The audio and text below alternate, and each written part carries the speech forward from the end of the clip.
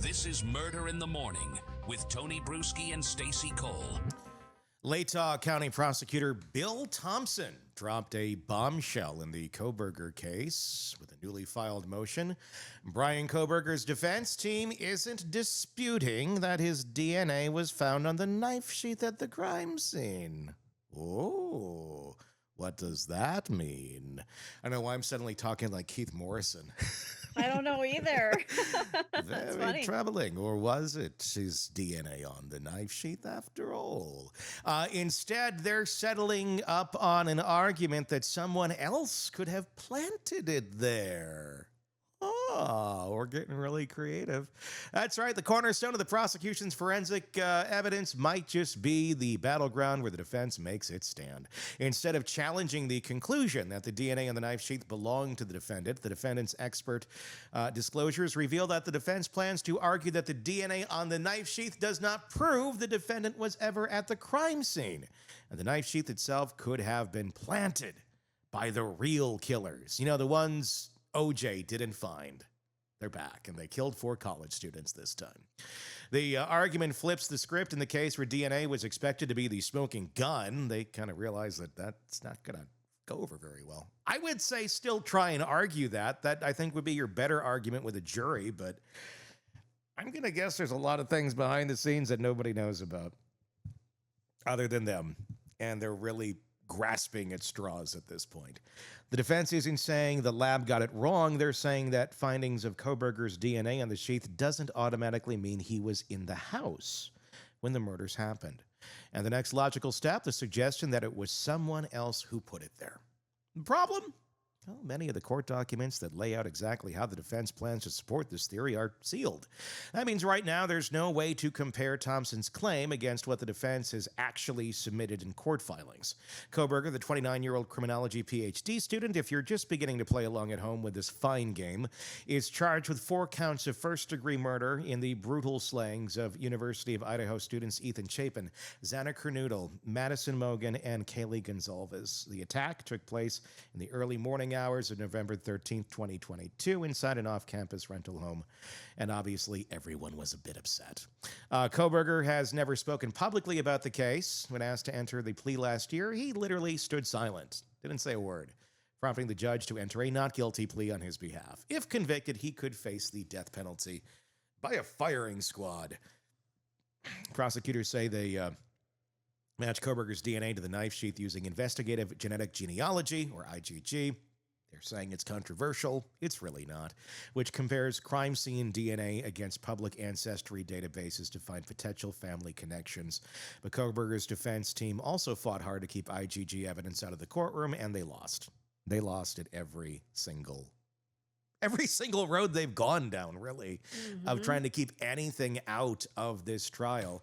August 11th is the expected start date. It's supposed to last more than 3 months. It's going to be a busy fall for us watching the Kohberger case here. They're relying on the forensic evidence. The prosecution is including the knife sheath, while the defense is now signaling that they're going to challenge that knife sheath and say it was planted. Here's the problem with that. Juries don't usually buy that because the odds of that actually being real don't hold up. Who's planting Kohberger's DNA on just the knife sheath itself, just on the thumb? If you're going to go plant evidence at a crime scene to make sure someone else is framed for this, you're going to have it in many places. And touch DNA, probably not one of the easiest ones to fake. Especially the way it was placed on this. I mean, it needs to be a fingerprint. So what did they do? Remove his finger and put it back? Well, what I was thinking earlier was the best thing Kohberger could have done to prove his innocence was cut one of his fingers off right after he realized, oh shit, the knife sheath is there.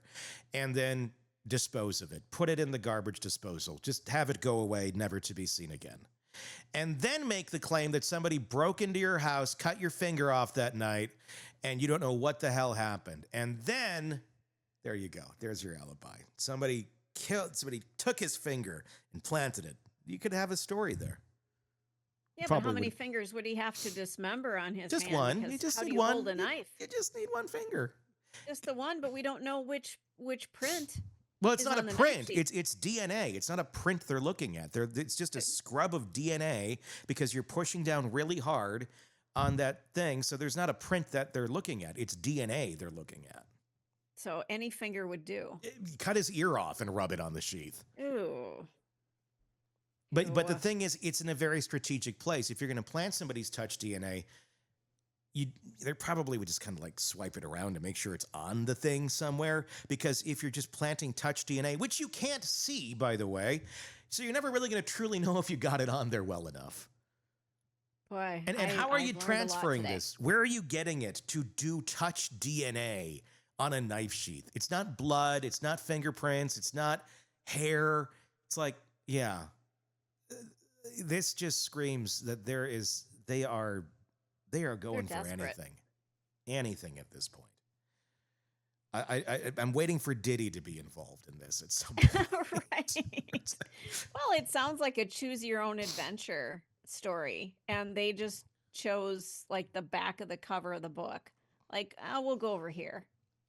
Something about this just screams like we don't know what else to try. Let's try this. I think they're out. I think they're out of options. I think it's kind of weird test territory right now.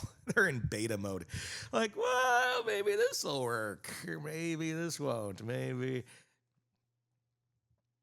I know the goal is to create reasonable doubt, and by introducing all of these different things, that's the thought process. But I think you are getting into overkill territory now, where it really just looks like you have no idea.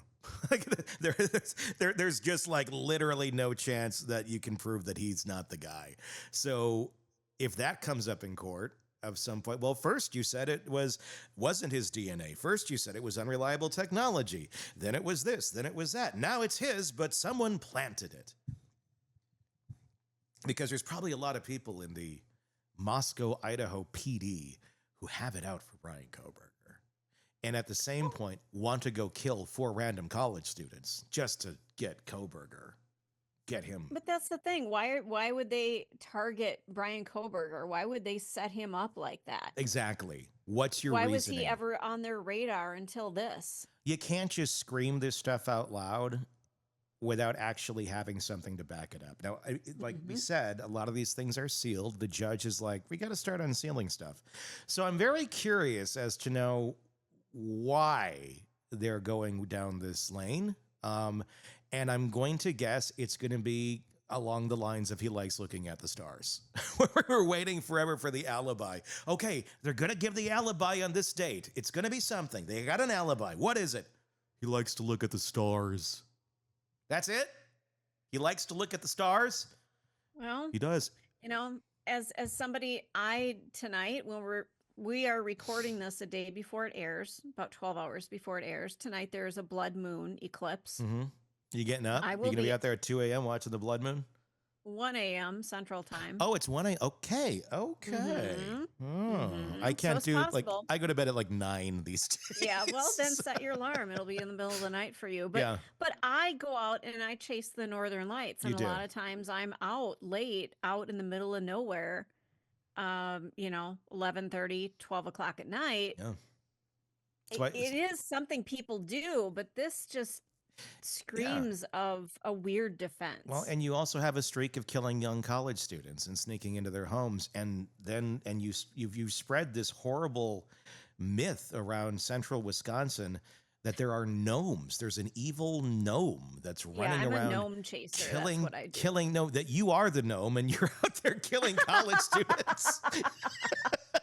That's a possibility. You wear the hat and like, I saw the garden gnome come to life. No, wait, that's Stacy.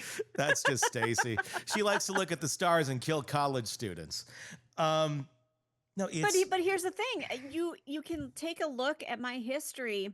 Yes, you have a look pattern. At any of my social media, I've got a ton of Northern Lights pictures. I've got all this stuff. Does he have that kind of footprint? Does he have all pictures of all the constellations that he's been observing and things? It just seems like a very far-fetched excuse that came out of nowhere and doesn't have anything to back it up. Well, he better hope that he does, because that could be very helpful if there is a pattern of behavior of going out and looking at the stars and all this, not a pattern of, I don't know, driving suspiciously around the house repeatedly before the murders take place. That's there's a pattern of that, but is there a pattern of looking at the stars, of being out? I mean, you don't even have to have pictures. Just look at the cell tracking data. That'll show you if he's normally out just looking at the stars. Well, and here's the thing. The other thing, if you want to go look at stars or northern lights or the moon, you don't go to a residential neighborhood. You go out in the sticks. Yeah, you don't want light pollution. No. None of this is making sense. So he would need to be out in the sticks if... yes. Yeah. Especially if you are somebody who claims that this is something that you do on a regular basis, because once you figure out how to do it well, you're not going to sit in a neighborhood with street lights and go, I think I can see a star. No, you're going to go way out in the country and be able to see it. Yeah, while he's, staring into the house through the windows going, I wish I could have those girls. Yeah, something's twisted there. I mean, I made that part up. That's just, But if you're assuming he's kind of incelish, which he seems to have a lot of the traits of, I don't know. That's my speculation. I think there was more of that going on, more of the stalking and the, anger because he's rejected and can't have a normal human conversation with people without people going away, going, what the fuck is up with that guy? That frustration built up, and I don't know. The digital footprint is my biggest curiosity here, meaning what's his Google searches, what's his shopping history, what's all of that, because that is going to tell us a lot. And if that K-bar knife is on the buying history from wherever, it's over. It's over. And... again, it's never been confirmed, but we have a good source that says it's there. It's not anything we will confirm, but reputable source, in fact, one of our regular guests, Coffin Daffer, early on said it on Dateline. I trust Jen. Mm-hmm. But that's what she said on Dateline. So, I don't know. Could be, could not be. I mean, it was early on when that statement was made, but she's tight. She's still, she's retired FBI, but she knows a lot of people. I mean, there's a lot of conversations we have off the air that we cannot air because of what's being discussed, that it would be, it's not confirmed information that could be very bad for some people. But I don't know. It's very interesting. But again, August is going to be interesting, isn't it? Again, you go with this story of he likes to look at the stars and this evidence is planted. You still don't have that one. And where are you going to get the story? Because it's not going to be, I like to look at the stars. It's going to have to be something else about why someone would want to frame Bryan Kohberger and how they would go about actually doing it. Why? Why would they bother? How? Him? Why? I mean, why even want to frame somebody? I mean, if you're going to go kill and you don't want the police on your tail, I think you just kind of go for like not leaving any evidence. And had that knife sheath not been left, we would never have landed on Kohberger. Yeah. But again, go to the length of how did you get touch DNA on the button?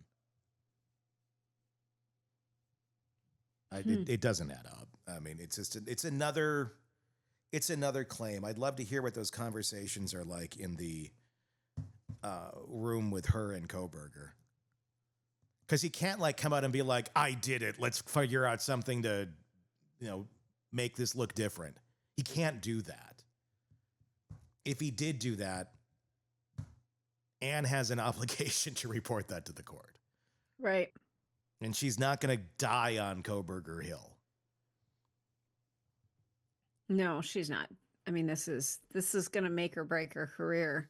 So But they have to just be expressing, well, what do you think it could be?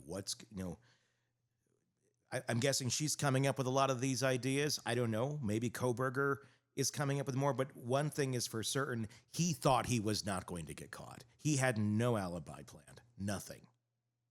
He really thought he was going for the perfect crime, and he kind of almost pulled it off, because, again, had that Sheath not been there, I don't know. I don't know that you'd really have found. Maybe you would get more information. Maybe we would have found him eventually from the tracking data and the vehicle and cell phone pinging, and it would eventually get him as a serious person of interest. Would it have got him, charged? I don't know. I mean, that Sheath is a pretty key piece. But again, we don't know what we don't know. So if there's more if they got him and they charge him, and then they start looking at all of his digital fingerprints and stuff, again, I feel like we're going to find out more there that will be far more damning than the knife sheath, quite honestly. I do. I don't. There's a reason Ann Taylor early on said, I want the Amazon searches taken out. I want all of the shopping searches taken out. I want, this, and this. All the things that would point to, potential planning of a murder. Can't look at those. Should not be admissible. If there's nothing on those specific items, which she named specifically, you wouldn't be naming them. correct. I mean, unless you're just doing a big catch-all, which maybe that's all. But for warrants and all that sort of stuff, you're immediately covering up the places that people are going to look. And with a warrant, you need to name what you need to look at. And they already had it, so the warrants had already been issued. They looked at it. They knew what's there. Both sides know what's on these shopping lists. And it will all come out. It will all come out. So there you go. That's the latest in the Bryan Kohberger case. Apparently, the real killer from OJ land has struck again and is now trying to frame Bryan Kohberger. Good luck with that one. Craving non-stop true crime updates? Press subscribe now and get the latest cases, analysis, and expert commentary delivered straight to your feed. Only from the Hidden Killers podcast and True Crime Today.